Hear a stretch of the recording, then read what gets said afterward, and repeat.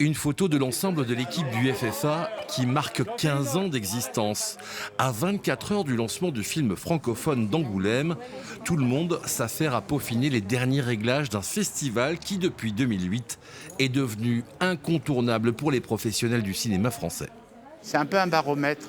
On voit comment est reçu un film qui a été montré nulle part. Et quelquefois, même, ça peut être un peu dangereux pour un film. Parce que si le film n'est pas très bien reçu ici, le distributeur qui est sur place, eh bien, il décide peut-être de ne pas mettre le nombre de copies, de sortir tant d'argent pour la promotion. Pour ce 15e anniversaire, les rues d'Angoulême sont décorées par des photos rétrospectives. Le théâtre est prêt pour la soirée d'ouverture et le cinéma CGR a déjà prévu son tapis bleu pour accueillir les stars.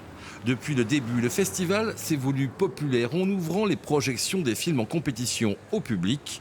L'édition 2022 devrait battre tous les records de fréquentation.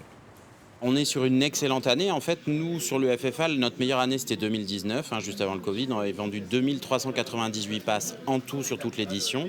Là, on est à près de 2900 passes vendues, donc on est très content. Et on est avant la semaine, parce qu'on en vend aussi pendant la semaine.